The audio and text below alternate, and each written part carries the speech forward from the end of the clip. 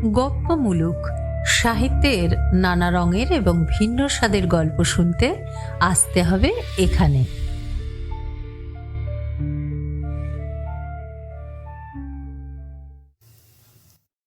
নমস্কার, আমি সোনালি। কেমন আছেন সকলে? আজকে নরেন্দ্রনাথ মিত্রের লেখা একটি ছোট গল্প আপনাদের পড়ে শোনাব। গল্পটির নাম দ্বিচারিণী। আমারও সোনা চাঁদের কণা, ভুবনে তুলনা নাই রে।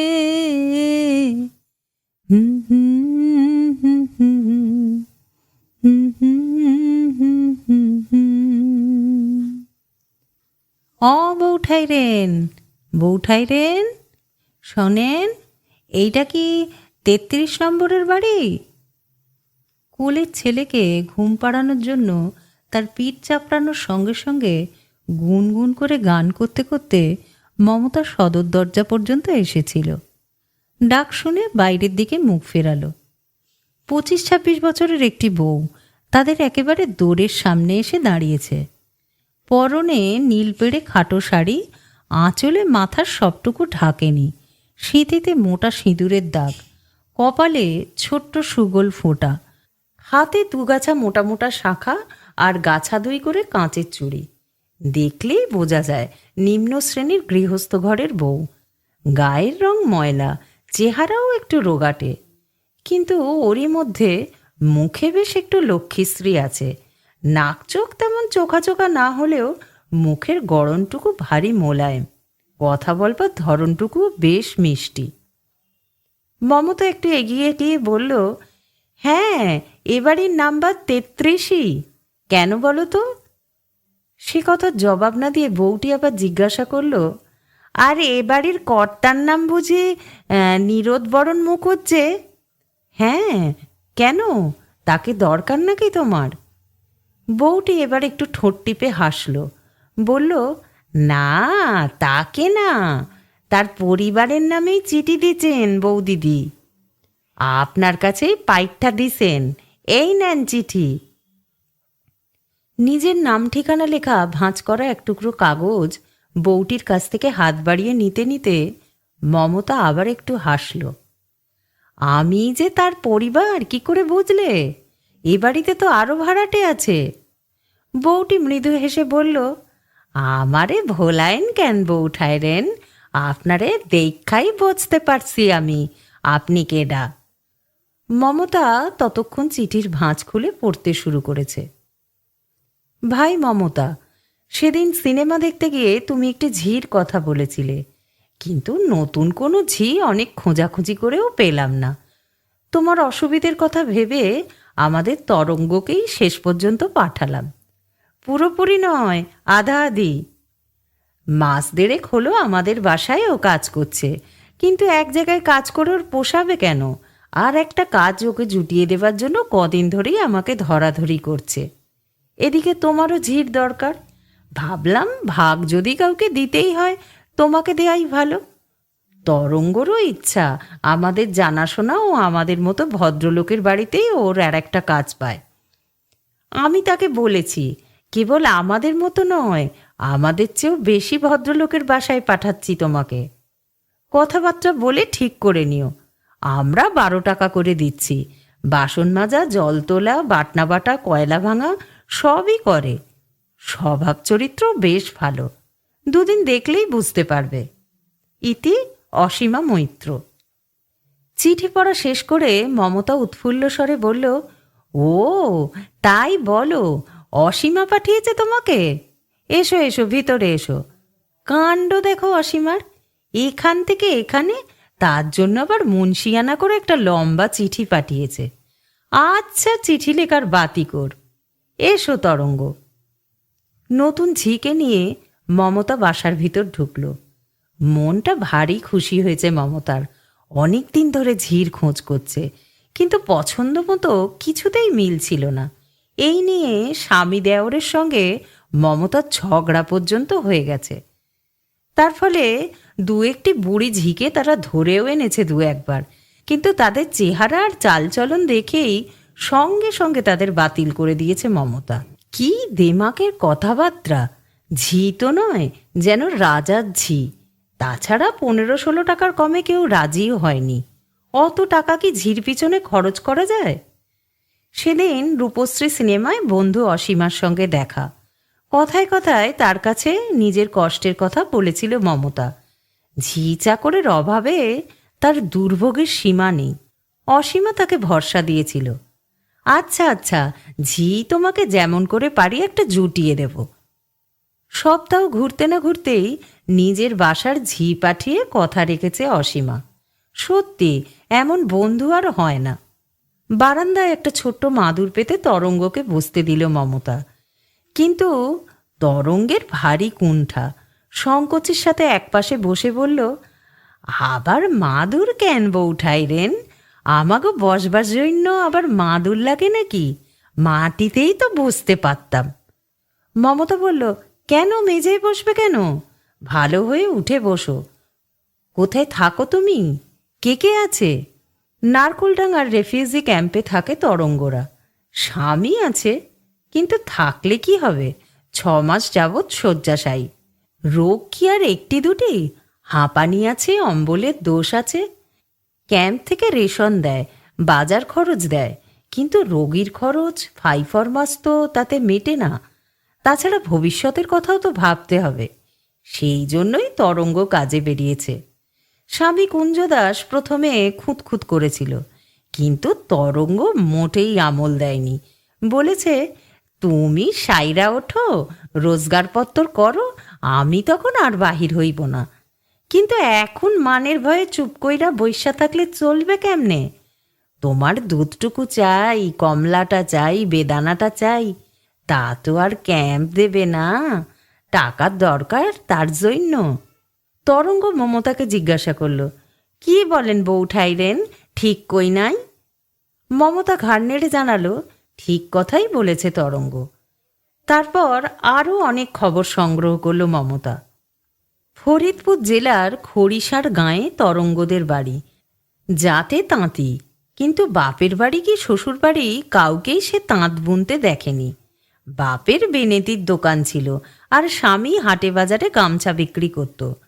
কিন্তু রোগে রোগে শরীর এত খারাপ হয়ে পড়ল যে তার গামছার মোট মাথায় করে বইবার শক্তি রইল না। বসে থাকলে খাওয়াবে কে? এদিকে ধানের মন 20 টাকা 25 টাকা। লোকের মুখে মুখে খবর গেল, কলকাতা শহরে নাকি গরিব দুঃখীদের থাকা খাওয়ার সরকারি ব্যবস্থা হয়েছে। সেই ভরসায় পাড়া প্রতিবেশীদের সঙ্গে সঙ্গে তরঙ্গরাও এসে পড়েছে শহরে। কিন্তু পরের পয়সায় বসে বসে খাওয়া ভালো লাগে না তরঙ্গর। স্বামী একটু সুস্থ হয়ে কাজকর্ম করতে পারলেই সে ক্যাম্প ছেড়ে দেবে। বলতে বলতে হঠাৎ যেন খেয়াল হলো তরঙ্গর। অপ্রতিভ স্বরে বলল, ও মা, গপ্পে গপ্পে বেলা তো মাইরা ফেললাম বউঠাইরেন। আসল কাজের কথা তো কিছু শুনলাম না। কি কি করতে হবে কয়েন? মানুষ কয়জন আপনারা? মমতা বলল, কাজের জন্য ভেবো না। অসীমাদের বাসায় যে কাজ, এখানেও তাই। আর লোকের মধ্যে যে মুখুজ্জে মশাইয়ের নাম মুখস্থ করে এসেছিলে, সেই ভদ্রলোক, তার ভাই, আমি আর আমাদের এই দোলন। ঘরের মধ্যে দোলনায় ঘুমন্ত ছেলেকে দেখিয়ে দিয়ে মমতা বলল, এবার গুনে দেখো তরঙ্গ, কজন হলো? তরঙ্গ লজ্জিতভাবে বলল, কি যে কয়েন বউঠাইরেন, মানুষের মানুষ কি আবার গোনে? কাজের সুবিধের জন্যই জিজ্ঞাসা করছিলাম কথাটা। ভালো কথা। আগে আপনাগো বাসায় কাজ করব, না অনাগো বাসায় কাজ সাইরা তারপর আপনাকে এখানে? মমতা বলল, সে তোমার যেমন সুবিধে তেমনি করো। তারপর একটু হেসে বলল, অসীমারা পুরনো মনিব, তাদের কাজই তো আগে করা ভালো। তরঙ্গ বলল, না বউঠাইরেন, তেনারা তেমন মানুষ না। আমি নিজের ইচ্ছা মতো যাই আসি, কাজকর্ম করি, কেউ কোনো কথা কয়েন না। দাদাবাবুর মতো এমন ভালো মানুষ আর হয় না, একেবারে মাটির মানুষ। আর দিদিমণি কলেজে পড়লে কি হবে, কোনো দেমাক নাই, অহংকার নাই। মমতা বাধা দিয়ে বলল, দিদিমণি মানে সুধাংশুবাবুর পিস্তুত বোন ইলা বুঝি? তরঙ্গ বলল, হ, তিনিই বউ ঠাইরেন, ভারী সাদাসিধা, মেজাজও খুব ঠান্ডা, এদিকে ফুর্তিও আছে।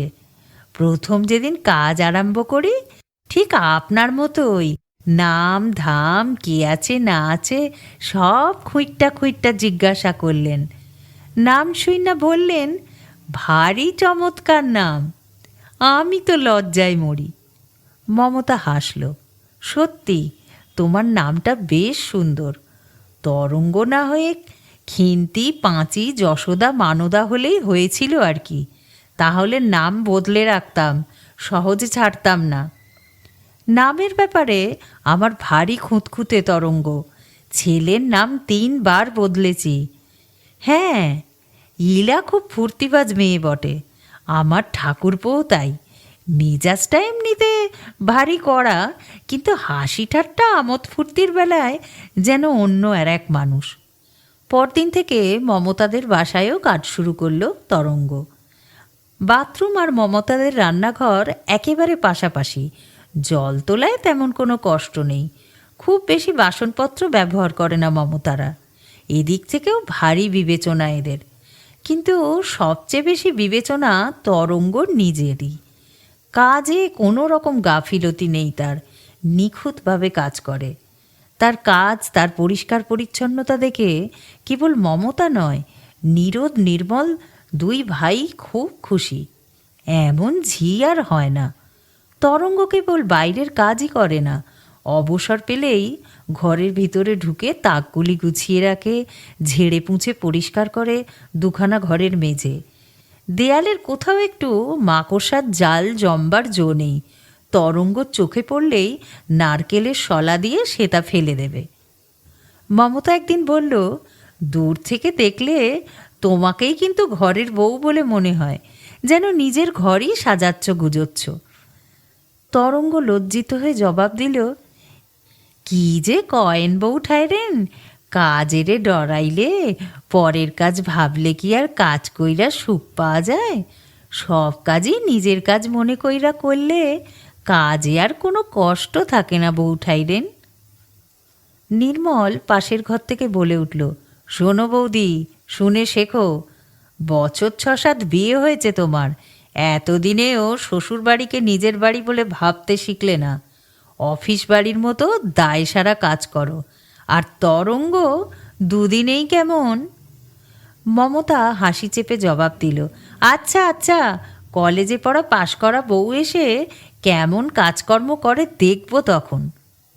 তরঙ্গ ফিসফিস করে বলে, ও বাসার ইলা দিদিমণির সঙ্গে কিন্তু আমাগো ছোটবাবুরে চমৎকার মানায়। কলেজে পড়লে হবে কি, কোনো দেমাক টেমাক নেই তার। মমতা হাসে, আমার কাছে কেন, যাও ওই ছোট দাদাবাবুর কাছে গিয়েই বলে এসো কথাটা। সপ্তাহখানেক বাদে অসীমা একদিন জিজ্ঞাসা করল, ও তরঙ্গ, নতুন মনিব বাড়ির কাজকর্ম কেমন লাগছে? কেমন লোক তারা, বললে না তো? লজিকের পাতা উল্টাতে উল্টাতে অসীমার ননদ ইলা জবাব দিল, না বলে না আবার, আমাদের তরঙ্গ তো ও বাসার প্রশংসায় দিনরাত একেবারে পঞ্চমুখ। তরঙ্গ বলল, মিথ্যা তো কই না বৌদি, ও বাসার বউ ঠাইরেন সত্যি ভারী চমৎকার মানুষ, একেবারে আপনজনের মতো ব্যবহার। আর দাদাবাবুরাও খুব সুনজরে দেখেন আমারে। ছোট দাদাবাবু তো সেদিন চা পর্যন্ত খাইলেন আমার হাতের।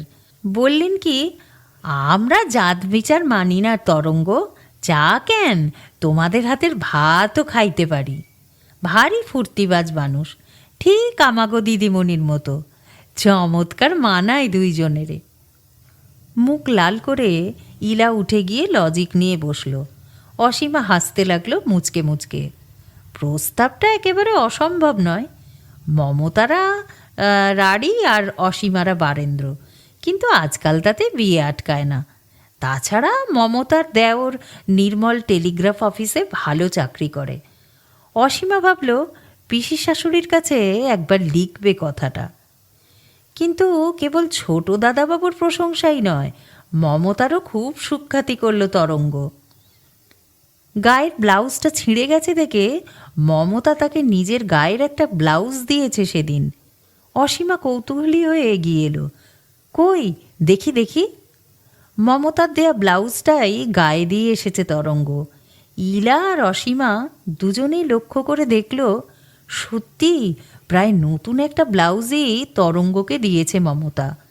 হাতা আর গলার কাছে এমব্রয়ডারির সূক্ষ্ম কাজ করা সুন্দর একটি ব্লাউজ।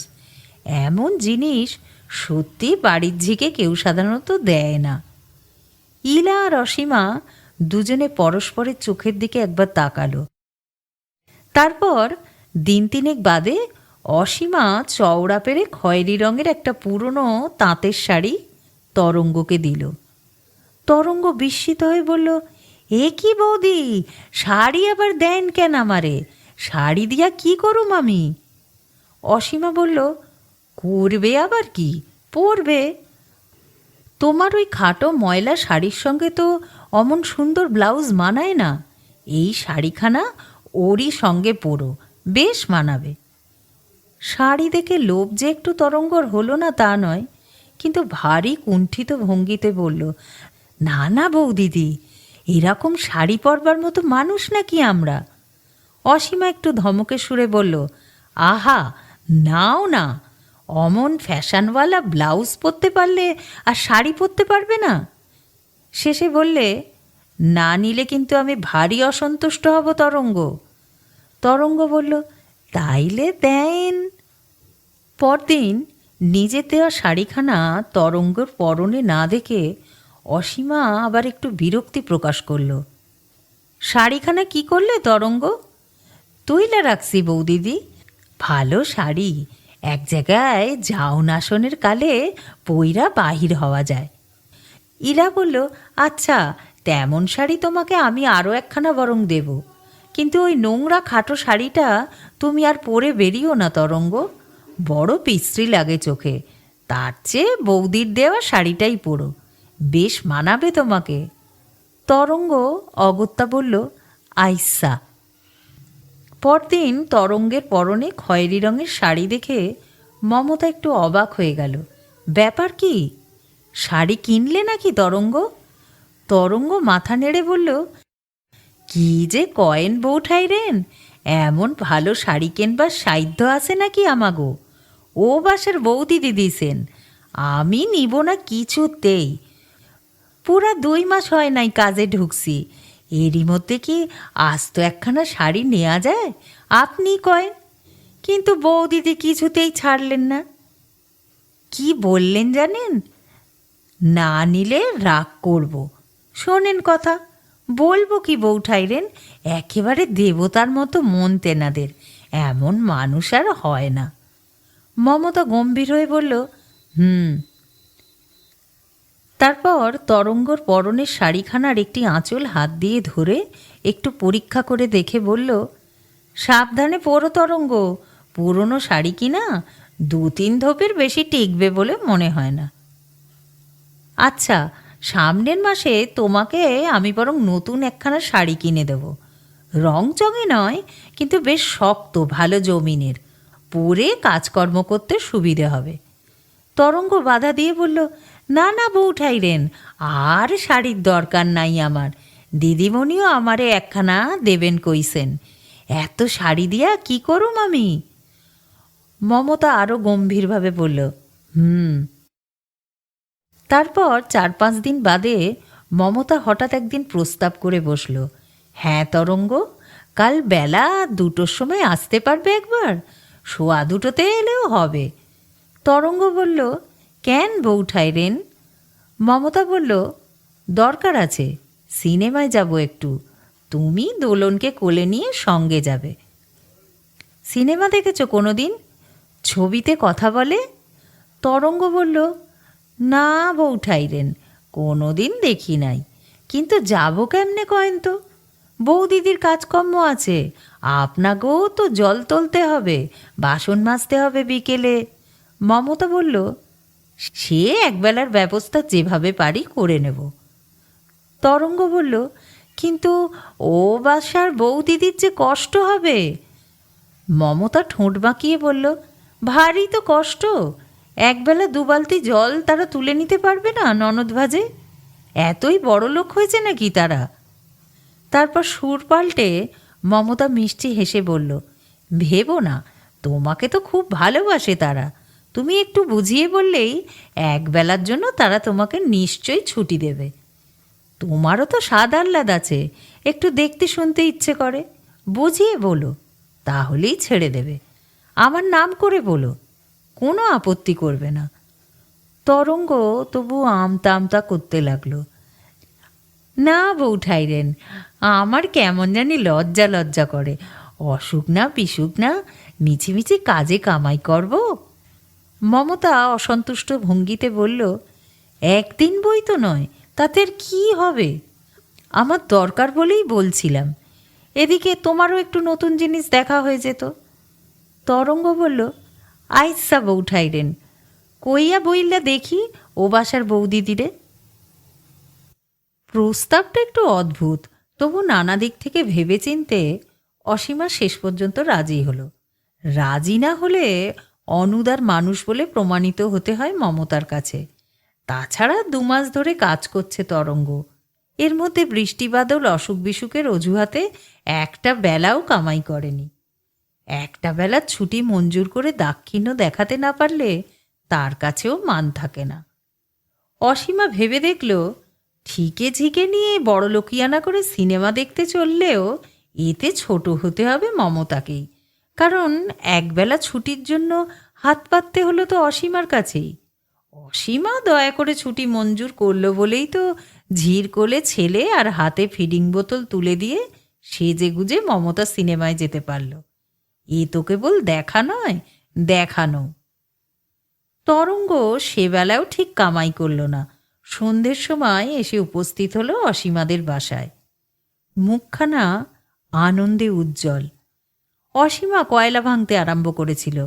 তরঙ্গ তার হাত থেকে কাজ কেড়ে নিয়ে বলল, ও কি বৌদিদি, আপনি আবার কয়লা ভাঙা ধরলেন কেন? দেন দেন, আমারে দেন। তরঙ্গ যে আজ আসবে অসীমা আশা করেনি। একটু খুশি হয়ে বলল, দেখলে সিনেমা? তরঙ্গ উল্লসিত হয়ে উঠল, দেখলাম, তাজ্জব জিনিস বৌদিদি, ছবিতে কথা কয়, গান গায়, হা হা হা, সে কি গান!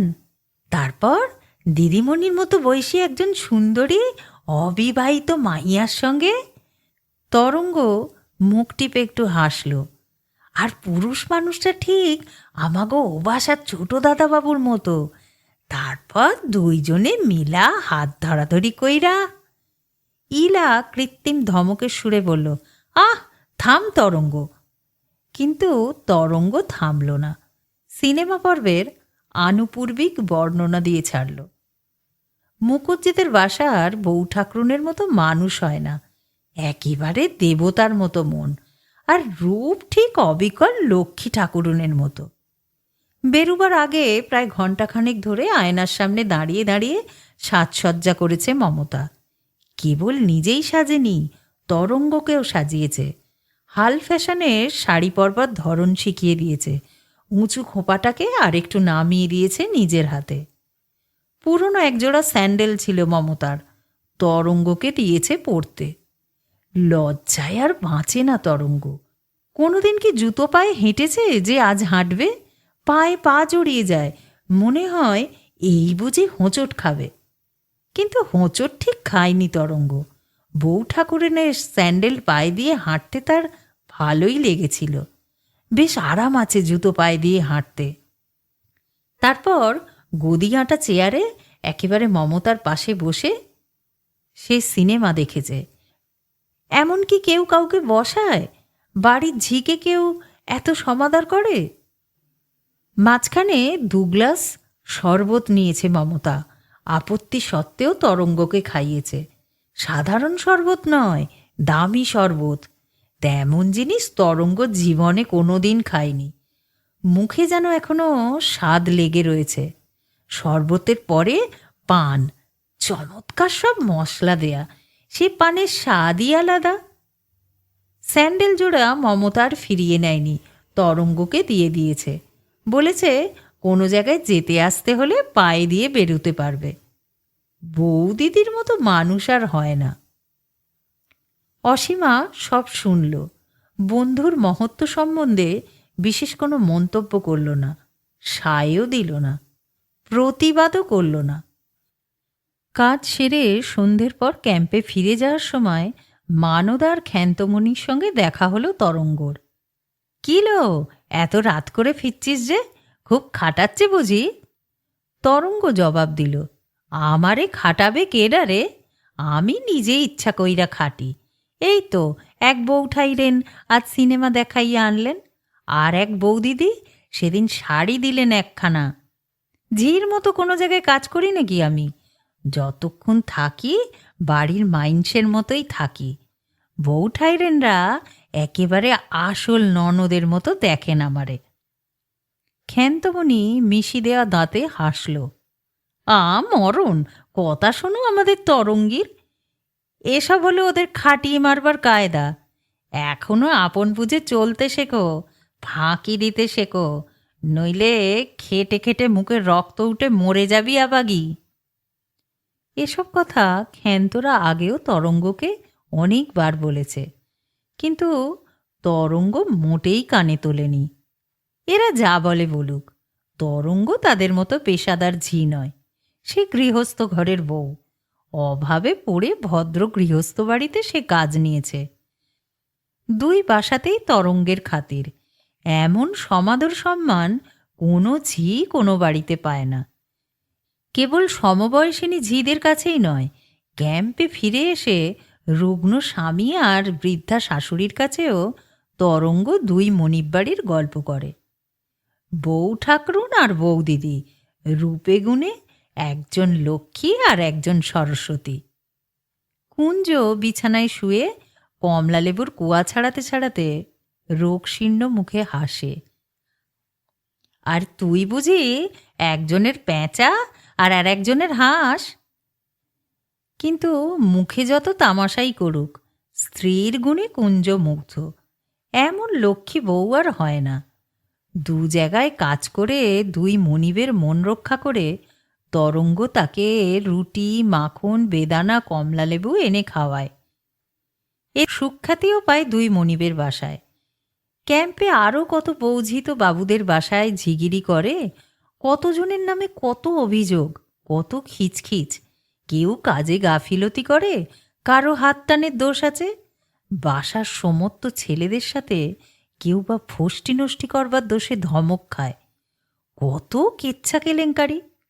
শুয়ে থাকলেও সবই কানে যায় কুঞ্জদাসের। কিন্তু তার স্ত্রী তরঙ্গবালার নামে কেউ কোনোদিন কোনো নালিশ করতে আসেনি। কাজে কামাই করেছে বলে ছুটে আসেনি কোনো বাড়ির বুড়ো কর্তা কি কোনো ছোকরা বাবু।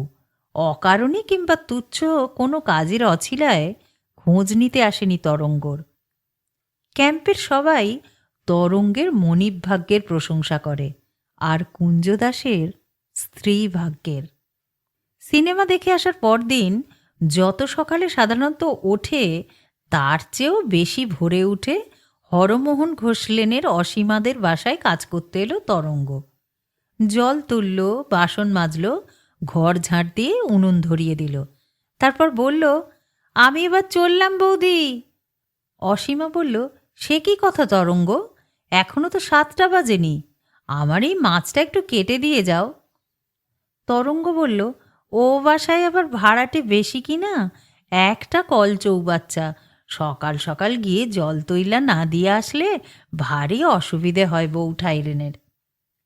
অসীমা হাসি মুখে বলল, সুবিধা অসুবিধা তো সবারই দেখতে হয় তরঙ্গ। তাছাড়া অন্যদিন তো বলি না। আজ তোমার দাদাবাবুর 2জন বন্ধুকে খেতে বলা হয়েছে, তাই একটু কাজকর্ম বেশি। কাল কয়লা ভাঙতে গিয়ে হাতে ফোসকা পড়েছে, নইলে আমিই কুটতাম মাছটা। তাছাড়া তোমরা মাছের দেশের মানুষ, বড় মাছ টাছ কুটতে ভালোবাসো, জানো ভালো, তাই ভাবলাম। সুধাংশু গালে সাবান মেখে আয়নার সামনে দাড়ি কামাচ্ছিল।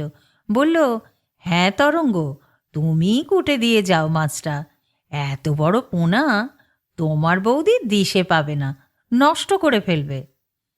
তারপর স্ত্রী আর বোনের দিকে তাকিয়ে মৃদু হেসে বলল, মাছ তোমাদের চাইতে আমাদের তরঙ্গ কাটে ভালো।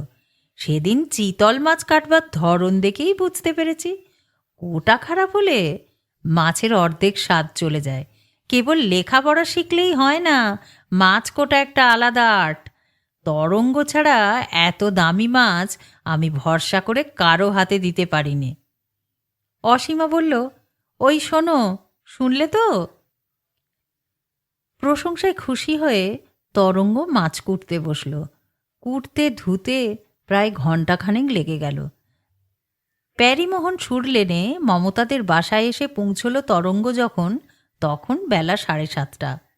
তার আগেই মমতার জল তোলা দরকার। অন্য ভাড়াটে বউরা কলঘরে গিয়ে ঢুকেছে। মমতা বলল, আজ এত দেরি করলে যে তরঙ্গ? জানো তো সকালে না এলে জল তোলার কত অসুবিধে, 5 জনের ভাড়াটে বাড়ি।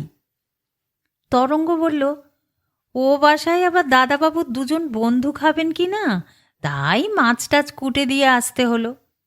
মমতা বলল, তুমি ওদিকে মাছ কোটো আর এদিকে জল টেনে টেনে আমার হাত ব্যথা হোক। কেবল একজনের সুখ সুবিধা দেখলেই তো চলে না তরঙ্গ, সকলের সুবিধা অসুবিধাই দেখতে হয়। এতটুকু কড়া কথা কোনোদিন শোনেনি তরঙ্গ। একটু চুপ করে থেকে তরঙ্গ বলল, আচ্ছা বৌঠাইরেন, আমি বাইরের থেকে জল আইনা দেব আপনারে। রাস্তার কল থেকে 2 বালতি জল এনে দিয়ে মমতাকে খুশি করে তরঙ্গ বাসায় ফিরল। বিকেলবেলায় মমতাদের বাসায় আগে কাজ সেরে আসে তরঙ্গ। আজও 3টে বাজতে না বাজতেই এসে উপস্থিত হলো। কিন্তু অন্যদিন যেমন 4:30-র সময় যায়, আজ তার যেতে পারল না। জল তোলা, কয়লা ভাঙা, বাসন মাজা সব শেষ হলেও মমতা হঠাৎ মিষ্টি হেসে বলল, ও তরঙ্গ, চললে নাকি? শোনো। কি বৌঠাইরেন? মমতা বলল, দাঁড়াও একটু, তোমার দাদাবাবুর পাশবালিশটা কেমন করে ছিঁড়ে গেছে দেখো। কাল সারা বিছানাময় তুলোয় একেবারে মাখামাখি, গোটা 2 ফোঁড় দিয়ে ঠিক করে দিয়ে যাও না। রবিবার। নীরদ বিছানায় আড় হয়ে শুয়ে হাতের তেলের ওপর মাথা রেখে কি একটা নভেল পড়ছিল। তরঙ্গর দিকে চেয়ে মৃদু হেসে বলল, কাল সারা রাত ঘুমোতে পারিনি তরঙ্গ, গায়ে তুলো, নাকে তুলো, একেবারে তুলোময় হয়েছিলাম আর কি। বালিশটা তুমি যদি একটু ঠিক করে না দিয়ে যাও, আজও সেই দশা হবে। তোমার বৌদির ভরসায় থাকলে এ জন্মে বালিশটা ঠিক হবে না। তুমি যা হয় একটা ব্যবস্থা করে দিয়ে যাও। এসব ছোটোখাটো বাড়তি কাজ নিজেই চেঁচে নিয়েছিল তরঙ্গ। দাদাবাবুরা তো শুধু মাইনে দেন না, মাইনে ছাড়াও উপরি হিসেবে শাড়ি দেন, সায়া ব্লাউজ দেন, সিনেমা দেখান। বাসায় ভালো মন্দ কিছু জিনিস টিনিস এলে তরঙ্গর রুগ্ন স্বামীকে তার ভাগ না দিয়ে খান না। বাড়তি একটু একটু কাজ না করে দিতে পারলে নিজেরই কেমন যেন লাগে, লজ্জা লজ্জা করে। তাই বিছানা ঝাড়া, বালিশ রোদে দেয়া, এসব ছোট ছোট কাজ তরঙ্গ নিজের হাতে নিয়েছিল। দাদাবাবু যখন অমর করে বললেন, তখন বালিশটা নিয়ে বসতেই হলো তরঙ্গকে। বালিশের কিছু ছিল না আর, একটা বালিশ ভেঙে খানিকটা তুলো বের করতে হলো। তারপর 2টো বালিশ ঠিক করে মুখ সেলাই করতে করতে অনেক সময় লেগে গেল তরঙ্গর। 5:30 নাগাদ অসীমাদের বাসায় গিয়ে হাজির হতেই অসীমা মুখ ভার করে বলল, ব্যাপার কি, আজও সিনেমায় গিয়েছিলে নাকি তরঙ্গ? না বৌদিদি, ও বাসায় দাদাবাবুর কোল বালিশটা ঠিক কইরা দিয়ে আসলাম, কি ছিঁড়ি কইরা রাখছিলেন বালিশের।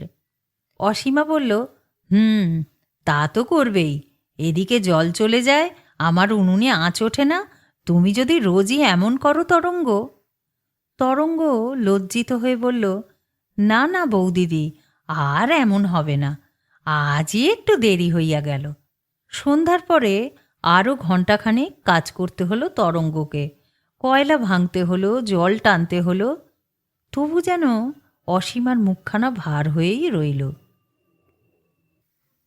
কেবল একদিন নয়, তারপর থেকে রোজই এমন হতে লাগলো। সকালবেলায় অসীমার রোজই প্রায় কাজ বেশি থাকে। প্যারিমোহন সুর লেনে পৌঁছতে রোজই দেরি হয়ে যায় তরঙ্গর। জল তোলা নিয়ে সেই হাঙ্গামা আর ঝগড়াঝাঁটি লাগে। মমতা রাগ করে বলে, টাকা তো তুমি আমাদের কাছ থেকেও নাও তরঙ্গ, এমন তো নয় যে বিনি পয়সায় কাজ করো আমাদের, নাকি এখানকার টাকাগুলো অচল। বিকেলের দিকে হরমোহন ঘোষ লেনে পৌঁছতে রোজই প্রায় সন্ধ্যা হয়ে আসে তরঙ্গর। মমতার নানা রকম কাজ থাকে তখন, সহজে তরঙ্গ ছুটি পায় না। তরঙ্গর হাতে ছাড়া মমতার ছেলে দোলন শান্তভাবে দুধ খায় না। তরঙ্গর হাতে চুল বাঁধা মমতার স্বামী ভারী পছন্দ করে। তরঙ্গ ব্যস্ততা দেখালে মমতা বলে, এসেই যদি এমন যাই যাই করো তাহলে চলে কি করে তরঙ্গ? আমি তো ঘড়ি ধরে দেখি এ বাসায় তুমি কতক্ষণ কাজ করো। তরঙ্গ ঠিক এই ধরনেরই কথাবার্তার প্রতিধ্বনি শোনে অসীমার মুখে। ঘড়ির দিকে চেয়ে দেখো দেখি তরঙ্গ, কটা বাজে? মাস গেলে মাইনে আমরাও তোমাকে দিই, বরং ও বাসায় যেখানে 7-8 তারিখের আগে মাইনে পাও না, এ বাসায় সেখানে 2রা তারিখেই তোমার সব পাওনা চুকিয়ে দিই। সে কথাও তো একটু বিবেচনা করতে হয়। এমন একচোখমি করলে চলবে কি করে? ঝি আমিও রেখেছি, মমতাও রেখেছে, দুজনেরই ঠিকে ঝি তুমি। এমন তো নয় যে সারা দিন রাতের বাঁধা ঝি তুমি মমতার। এরকম করলে আমি পারবো কি করে? ঝি কথাটি এর আগে অসীমার মুখে কোনোদিন শোনেনি তরঙ্গ। সারা চোখ মুখ লাল হয়ে ওঠে, কানের মধ্যে যেন ঝি ঝি করতে থাকে তরঙ্গর। একটু চুপ করে থেকে তরঙ্গ বলল, বউ ঠাইরেন আমারে ঝির মতো দেখেন না বৌদিদি? অসীমা বিকৃত মুখে বলল, তা কেন, একেবারে গুরু ঠাকরুনের মতো দেখেন তোমাকে। বেশ তো, এতই যদি ভালো তারা, সেখানকার গুরু ঠাকরুনগিরি করলেই পারো। নিষেধ করেছে কে? ভাত ছড়ালে কাকের অভাব আছে নাকি আজকাল?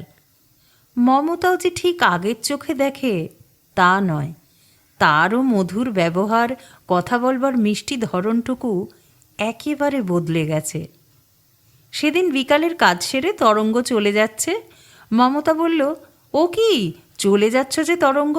কয়লা ভেঙে দিয়ে যেতে হবে বলিনি তোমাকে?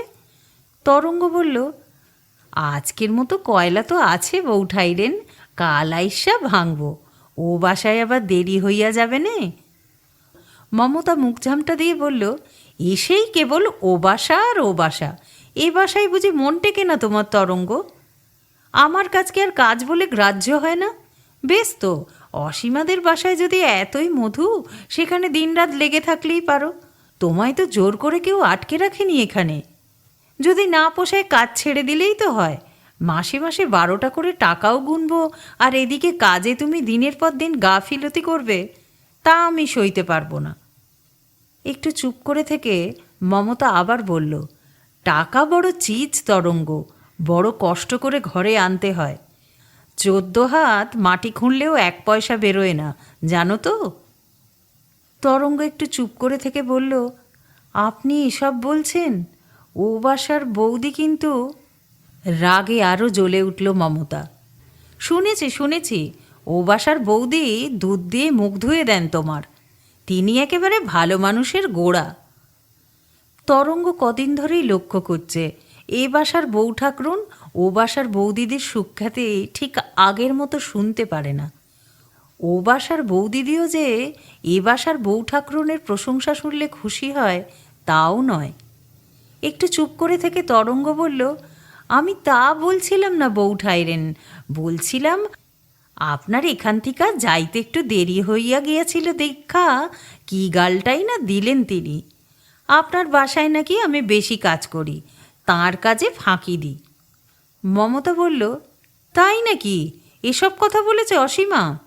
তা তো বলবেই, চিরকালই ওর ওই রকম কুঁদুলে স্বভাব, আর কথা একেবারে চাঁচা ছোলা, কোনো রকম মিষ্টত্ব নেই মুখে। তরঙ্গ লক্ষ্য করল, বেশ একটু সহানুভূতি আর অন্তরঙ্গতার ভাবও এতক্ষণ বাদে মমতার মধ্যে ফের আবার দেখা যাচ্ছে। তরঙ্গ উৎসাহিত হয়ে বলল, মিষ্টি কথা দূরে থাকুক, এমন মুখ খারাপ কইরা গাইল দিলেন যে কব কি বউ ঠাইরেন, সেই সব কথা ভদ্রলোক কেন, আমাদের মতো ঝি চাকরের মুখ দিয়াও বাহির হয় না। মমতা বলল, ভদ্র অভদ্র জাতের মধ্যে লেখা থাকে না তরঙ্গ, মানুষের স্বভাব ব্যবহার চালচলনেই তা বোঝা যায়। অসীমার মুখ যে কি একখানা বস্তু তা আমার জানতে বাকি নেই। ফেরার সময় মনটা একটু খচখচ করতে লাগলো তরঙ্গর। এর আগে একজনের কথা আর একজনের কাছে সে কখনো লাগায়নি। কাজটা ভালো নয়। আজ বড় মুখ আলগা করেছে, বড় বাড়াবাড়ি করে ফেলেছে। কিন্তু সেই সঙ্গে মনে পড়ল অনেক দিন বাদে মমতা তার সঙ্গে ভালোভাবে মন খুলে কথা বলেছে, আর কথায় কথায় কয়লা না ভেঙে চলে আসায়ও কোনো বাধা দেয়নি বা ওজর আপত্তি করেনি। সামান্য দেরি হওয়ার জন্য অসীমা যখন আজও তাকে বকুনি দিল, খোঁটা দিল কাজে ফাঁকি দেওয়ার, তখন মন আর ভালোবাসা পাওয়ার জন্য নতুন অস্ত্রটি এখানেও প্রয়োগ করল তরঙ্গ। কি করুম কয়েন বৌদিদি, কাজ হইয়া গেলেও নানান ছলছুতোয় ও বাসার বউ ঠাইরেন আটকাইয়া রাখেন আমারে, ইচ্ছা কইরা কইরা দেরি করাইয়া দেন। অসীমা বলল, তা তো দেবেই, আমি তাকে নিজে সেধে ঝি জোগাড় করে দিয়েছি যে, তার শোধ নেবে না? মানুষের উপকার করতে নেই তরঙ্গ, অনেক মেয়ে দেখেছি, কিন্তু মমতার মতো এমন হিংসুটে মেয়ে আমি আর দুটো দেখিনি। চিলিপির প্যাঁচ ওর মনের মধ্যে। তরঙ্গ বলল, আর যা মুখ বৌদিদি, কব কি আপনারে, কাজ তো আপনার বাসায়ও করি, দোস্তিরুটি হলে আপনি তো ধমক টমক দেন, কিন্তু এ যা মুখ, এমন মুখ খারাপ করতে আমরাও পারি না বৌদিদি। অসীমা বলল, মুখ মমতার চিরকালই খারাপ। তরঙ্গ সাহস পেয়ে বলল, আর কেবল কি আমারে, আপনারে জড়াইয়া জড়াইয়া বৌদিদি। যাউক, ওসব কথাই কি আমার দরকার। অসীমা বলল, না না, কানে যখন একবার গেলই সব শুনি, চিনে রাখা ভালো মানুষকে। কি কি বলেছে মমতা আমার বিরুদ্ধে, সব খুলে বল তরঙ্গ, ভাবিস নে, কোনো ভয় নেই তোর, এর একটা কথাও এক কান থেকে আর অন্য কানে যাবে না। থাক থাক, ওই হলুদটুকু আমি নিজেই বেটে নেব। তক্তপোষের তলা থেকে পানের বাটাটি এগিয়ে আনলো অসীমা। আয়, পান খা। অনেক দিন এমন আদর করে, এমন অন্তরঙ্গ সুরে তরঙ্গকে ডাকেনি অসীমা। তরঙ্গ কি সেটাকে সাড়া না দিয়ে পারে? তারপর ধাপের পর ধাপ এগিয়ে চলল তরঙ্গ। উপায়টা ভারী চমৎকার। একজনের নিন্দে দিয়ে আর একজনকে যে বন্দনা করা যায়, সহানুভূতি সহৃদয়তা আকর্ষণ করা যায়, পৌঁছানো যায় মনের কাছাকাছি, দিনের পর দিন তা আবিষ্কার করে আনন্দিত হতে লাগলো তরঙ্গ। মাইনে ছাড়া বাড়তি উপহার ইদানিং একেবারে বন্ধ হয়ে গিয়েছিল, আবার শুরু হলো। অসীমা পান খাওয়ায়, মমতা জর্দার কৌটো এগিয়ে দেয়। অসীমা তরঙ্গর স্বামীর জন্য বাজারে নতুন ওঠা টাকায় 3টে করে কেনা ফজলি আমের আধখানা কেটে দিল একদিন। জলপাইগুড়ির বাপের বাড়ি থেকে পাঠানো 4টে আনারস থেকে পুরো একটা আনারসই তরঙ্গকে দিয়ে দিল মমতা। কুঞ্জদাস খেয়ে ভারী খুশি, কেবল নিজেই খেলো না, 2-4 খণ্ড স্ত্রীর মুখেও পুরে দিল। ভারী মিষ্টি আনারস, এমন জিনিস কলকাতায় মেলে না। সুতরাং আরও স্বাদু, আরও মুখরোচক জিনিস মমতাকে দেওয়ার জন্য মুখ চুলবুল করতে লাগলো তরঙ্গর। কাইল কি কাণ্ডটা হয়েছে জানেন বৌঠাইরেন? মমতা বলল, না বললে কি করে জানব? তরঙ্গ বলল, বড় ঘরের সব বড় কথা, কিন্তু এত কেচ্ছা কেলেঙ্কারি আমাগো ছোট লোকের মধ্যে হয় না বৌঠাইরেন। যাউক, দরকার কি ওসব কথার মধ্যে যাইয়া।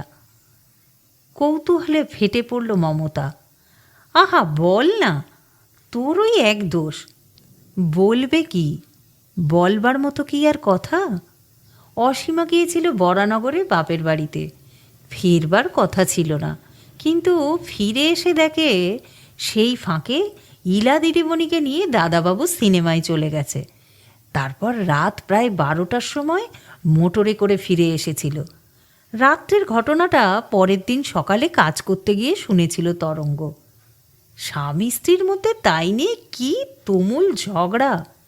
ইলা দিদিমণি মুখ চুন করে দাঁড়িয়ে রইল। মুখ দেখলেই বোঝা যায় ও মেয়ের মনে পোকা ঢুকেছে, ও মেয়ে ঠিক নেই। মমতা বলল, ছি ছি ছি ছি ছি ছি, সম্পর্কে শত হলেও তো মামাতো পিস্তত ভাই বোন। কি ভাগ্যি যে ঠাকুরপুর সঙ্গে বিয়ের কথাটা তখন পেড়ে বসিনি। পাশের ঘরে নির্মল কবিতা লিখছিল মাসিক কাগজের জন্য। সমস্ত লেখাটা কেটে দিয়ে কলম কামড়াতে লাগলো, কিন্তু উৎকর্ণ হয়ে রইল তরঙ্গের কথা শুনবার জন্য। সুধাংশু দাদাবাবু প্রথম প্রথম একটু আমতা আমতা করলেন, তারপর একেবারে হাটের মধ্যে ভেঙে দিলেন হাঁড়ি। অসীমাই বা এমন কোন সতীলক্ষ্মী, তার কীর্তিকাণ্ডের কথা কি ভুলে গেছে নাকি সুধাংশু? তার নিজের বন্ধু বিনয়কে সেদিন ঘাড় ধরে বের করে দিতে হয়নি? কিন্তু দোষ তো কেবল বিনয়েরই ছিল না, এক কাঠিতে কি আর ঢোল বাজে? মমতা গালে হাত দিয়ে বলল, বলিস কি? 4-5 বছর বিয়ে হয়ে গেছে, এখনো দোষ গেল না? ছি ছি ছি ছি ছি ছি, শুনলে কানে আঙুল দিতে ইচ্ছে হয় রে তরঙ্গ। এ কি স্বভাব, এ কি প্রবৃত্তি? তরঙ্গ মৃদু হেসে বলল, ফাঁক পাইলেই এখনো বিনয়বাবু আসেন কিন্তু বউ ঠাইরেন, তারপর ঘরের মধ্যে কুচকুচ ফিস ফিস। মমতা বলল, ওসব দোষ এখনো গেল না অসীমার? ছি ছি ছি ছি ছি। পরম অনুকম্পায় তরঙ্গ হাসল। ও দোষ কি যাওয়ার বউ ঠাইরেন? ও দোষ মাইয়া মানুষের যদি একবার পাইয়া বসে, চিতায় ওঠবার আগে ছাইরা দেয় না। তরঙ্গ অকৃতজ্ঞ নয়, পক্ষপাতিত্ব নেই তার মনে। অসীমার ফজলিয়ামের স্বাদটুকু ভালোই ছিল, সুতরাং তাকেও বঞ্চিত করল না। বিকেলের কাজ সেরে বাসায় যাওয়ার আগে অসীমাকে একান্তে ডেকে নিয়ে বলল, এমন কেলেঙ্কারি কাণ্ড যে ভদ্রলোকের ঘরে হয় তা আমার জানা ছিল না বৌদিদি। অসীমা উৎসুক স্বরে বলল, ব্যাপার কী রে, অত চেপে চেপে কথা বলছিস কেন? তরঙ্গ বলল, না বৌদিদি, যাই, দরকার কি আমাগো বড় ঘরের কথায় থাইক্কা, চললাম বৌদিদি। অসীমা হাত টেনে ধরল তরঙ্গর। কি জ্বালা, যা বলছিলি খুলে বল না তরঙ্গ, কোনো ভয় নেই তোর। তরঙ্গ শুরু করল, বলবো কি বৌদিদি, বলবার মতো কি আর কথা? বয়স হইছে, ছাউল পান হইয়া গেছে, এখনো এইসব পবিত্রি, ছি ছি ছি ছি ছি ছি ছি। বলবার মতো কথা নয়, তবু বলবো না করে অসীমার অনুরোধে সবই খুলে বলল তরঙ্গ। আজ বিকেলে কাজ করতে গিয়ে তরঙ্গ দেখে স্বামী স্ত্রীর মধ্যে দারুণ ঝগড়া। সে ঝগড়ায় কান পাতা যায় না। বড় দাদাবাবু আর ছোট দাদাবাবুর মধ্যে কথাবার্তা মুখ দেখা দেখি বন্ধ। হবে না, পুরুষ মানুষ কি এসব সহ্য করতে পারে? দিন রাত কেবল সমস্ত দেওরকে নিয়ে ফষ্টি নষ্টি, আর কি হাসি তামাশা, একেবারে ঢলাঢলি। কতদিন তরঙ্গ নিজেরই চোখে পড়ে গিয়েছে, চোখ পেতে তাকানো যায় না। অসীমা থুতনিতে আঙুল ঠেকিয়ে বলল, বলিস কি রে তরঙ্গ, ছেলে পুলে হয়েছে এখনো এই প্রবৃত্তি? আর নির্মল, তাকে তো ভালো ছেলে বলেই জানতাম। তরঙ্গর হাসিতে মনুষ্য চরিত্র সম্পর্কে অগাধ অভিজ্ঞতা উদ্ভাসিত হয়ে উঠল। ভালো সবাই বৌদিদি, আমি তেইক্ষাই বুঝতে পারছিলাম। মনের মধ্যে যদি কু থাকে বৌদিদি, চোখ মুখ দিয়ে তা আপনি ছইটটা বাইর হয়। কিন্তু মাইয়া মানুষের কাছে আগে যদি আশকারা না পায় বৌদিদি, পুরুষের সাধ্যই বা কী? অসীমা বলল, বড় বেঁচে গেছি রে তরঙ্গ, ভাগ্যিস নির্মলের সম্বন্ধে পিসিমাকে তখন আমি চিঠি লিখিনি, তাহলে আর রক্ষা ছিল না। কলেজ থেকে ফিরে এসে পাশের ঘরে বইগুলি টেবিলের ওপর সাজিয়ে রাখছিল ইলা, আর কান পেতেছিল তরঙ্গর কথায়।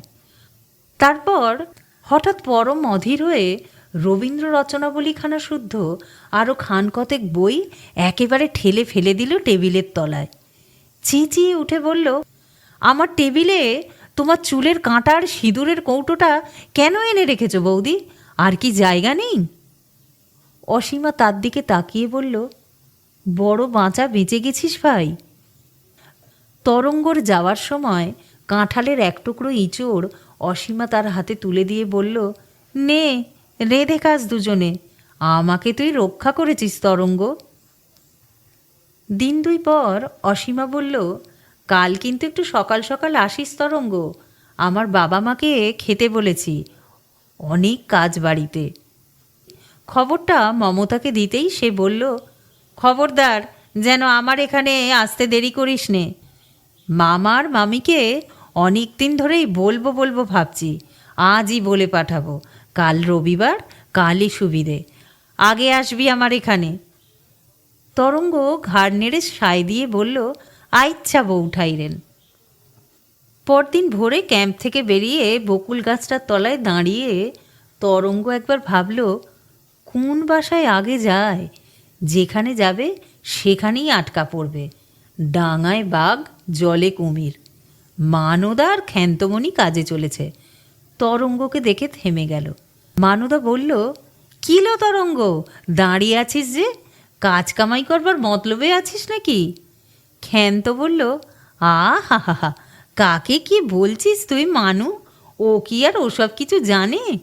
আমাদের তরঙ্গ হলো ধর্মরাজ যুধিষ্ঠিরের পরিবার, খড়দার মা গোসাই।